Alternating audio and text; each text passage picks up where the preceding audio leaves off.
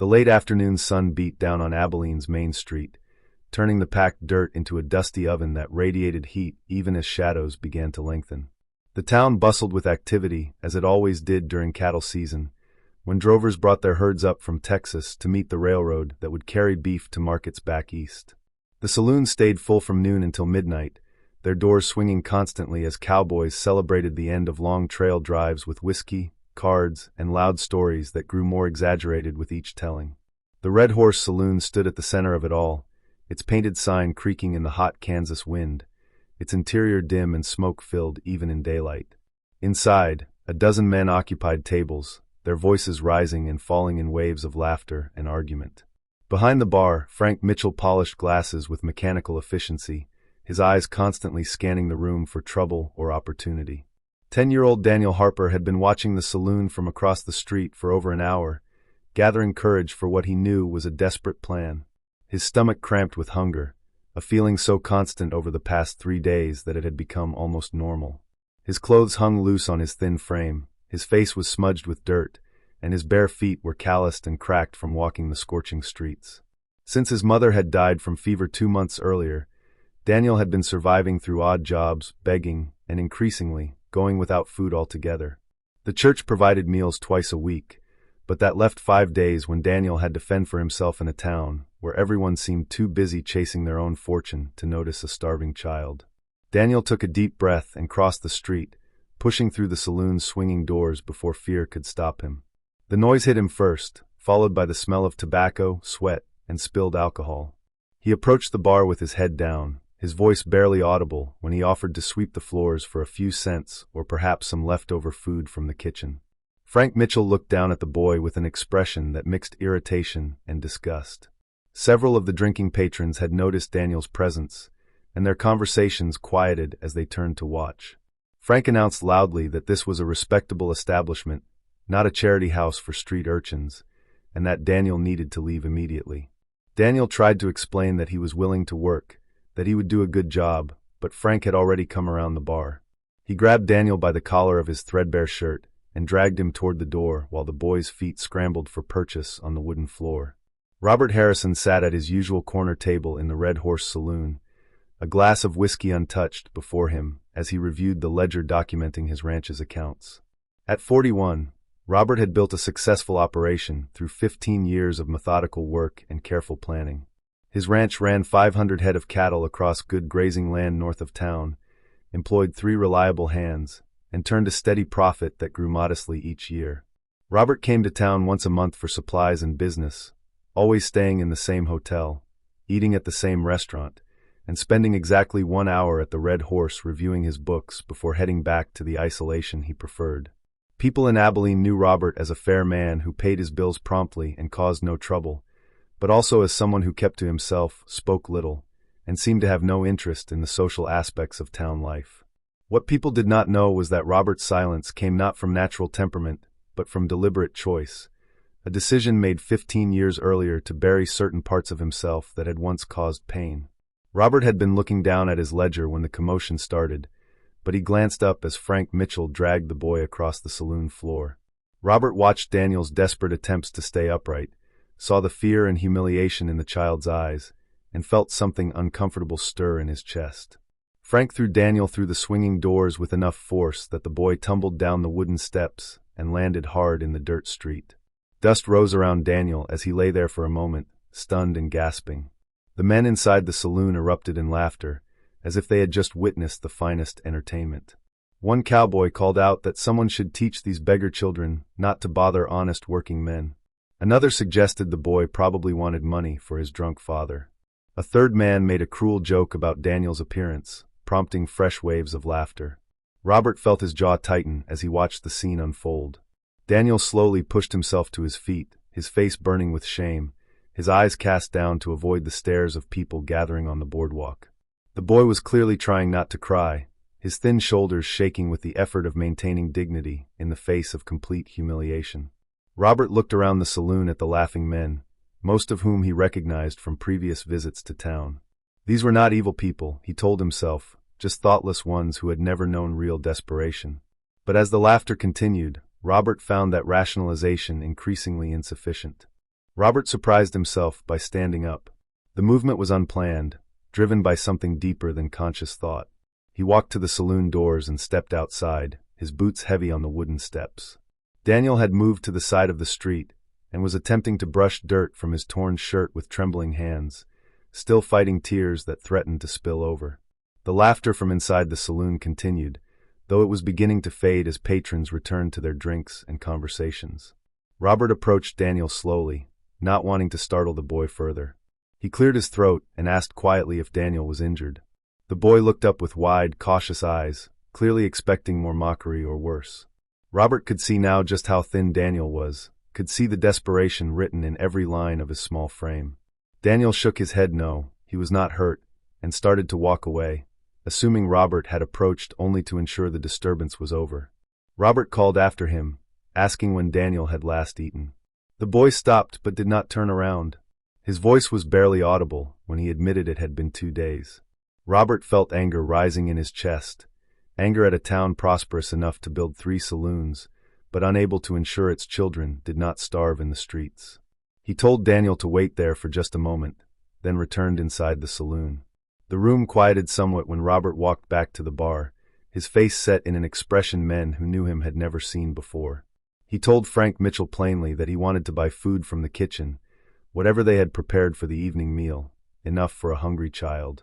Frank started to protest that they did not run a charity, but Robert cut him off. Robert's voice remained quiet, but carried weight when he said he was a paying customer requesting food, and that unless Frank had a problem taking his money, he expected service. Frank, recognizing that Robert's ranch represented substantial business, reluctantly agreed. One of the laughing cowboys called out mockingly, asking if Robert was running a home for beggar children now.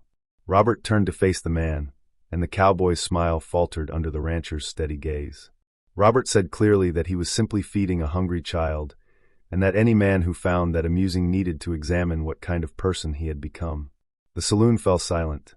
Several men looked uncomfortable, a few looked defiant, but no one laughed. Robert paid for a generous meal, added extra money for Frank's trouble, and carried the wrapped food outside to where Daniel waited, hardly daring to believe what was happening. Daniel accepted the wrapped bundle of food with shaking hands, his eyes filling with tears he could no longer hold back. He thanked Robert in a voice choked with emotion, and immediately began eating with the desperate hunger of someone who had forgotten what being full felt like. Robert stood quietly watching, his anger at the town's indifference growing with each bite the boy took. When Daniel finally slowed, Robert asked questions gently. He learned about Daniel's mother, dead from fever. He learned that Daniel had no other family, that he had been trying to survive alone for 2 months, sleeping in an abandoned shed behind the livery stable.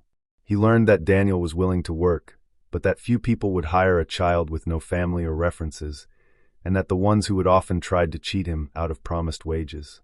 Robert found himself making a decision that would have seemed impossible an hour earlier. He told Daniel that he needed help at his ranch, that his regular hands were good with cattle, but the homestead itself had been neglected. He said he could offer room and board in exchange for household work, cooking, cleaning, and maintaining the ranch house.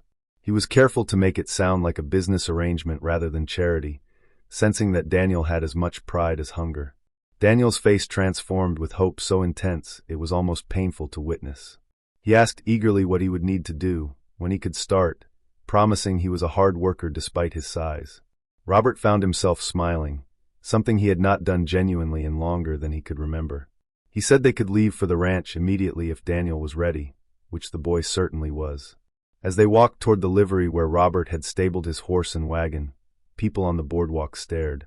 Robert could feel their judgment, their curiosity about why a respectable rancher was taking in a street child. He ignored them all, focused instead on Daniel's excited chatter about what he could do to help at the ranch. At the livery, they encountered Thomas Briggs, one of Abilene's town council members, who stopped them with a concerned expression. Thomas suggested that perhaps Robert should reconsider this impulsive decision, that taking in a strange child carried responsibilities and potential problems. Thomas hinted that no one really knew where the boy came from, or whether his story about being an orphan was even true. Robert looked at Thomas steadily and said that what he knew was sufficient, that a child was hungry and he had the means to help, and that if the town council had been doing their job, this situation would never have existed in the first place. The ride to Robert's ranch took 2 hours, following the road north out of Abilene until it faded into prairie trails marked only by wagon ruts and familiarity. Daniel sat beside Robert on the wagon seat, his eyes wide as he took in the vast Kansas landscape, the rolling grasslands that seemed to stretch forever under an enormous sky. The boy asked constant questions about the ranch, about the cattle, about what his days would be like, and Robert found himself answering with more words than he typically spoke in a week. There was something liberating about talking to Daniel, whose open curiosity carried no judgment or hidden agenda. The ranch house came into view as the sun touched the western horizon, painting everything in shades of gold and amber. It was a solid structure, built by Robert's own hands over his first 5 years in Kansas, but clearly showed the signs of a man who lived alone and prioritized practical function over comfort or aesthetics. Daniel's face showed no disappointment, only gratitude at the prospect of a real roof over his head. Robert's 3 ranch hands, Joe, Miguel, and Sam, were finishing evening chores when the wagon pulled up. They eyed Daniel with curiosity but said nothing, accustomed to their boss's preference for privacy and explanations offered only when Robert deemed them necessary. Robert introduced Daniel simply as someone who would be helping with the house, and the hands accepted this without question, though Joe shot Robert a knowing look that suggested he understood more than was being said. That first evening set a pattern that would define their new arrangement. Robert showed Daniel the small room off the kitchen that had been used for storage, helped him clear it out, and set up a proper bed with clean blankets. He explained expectations clearly, that Daniel would handle cooking, cleaning, laundry, and maintaining the vegetable garden in exchange for room, board, and a small monthly wage. He emphasized that the work was real and necessary, not invented charity. Daniel absorbed every instruction with fierce attention, determined to prove his worth. Over the following weeks, the ranch house underwent a remarkable transformation. Meals became regular and substantial, clothes got mended, surfaces that had gone months without proper cleaning began to shine. Daniel worked with intensity born from both gratitude and fear that this opportunity might be taken away. But gradually, as Robert's steady presence and consistent kindness continued, the boy began to relax. He started smiling more, his questions became less anxious and more curious, his thin frame began to fill out with regular food and the kind of peace that only safety can provide. 6 months after Daniel arrived at the ranch, Robert sat on his porch one evening watching the boy play with the ranch dogs, their joyful barking carrying across the prairie. The change in Daniel was remarkable, not just physically, though the boy had grown and gained healthy weight, but in his entire bearing.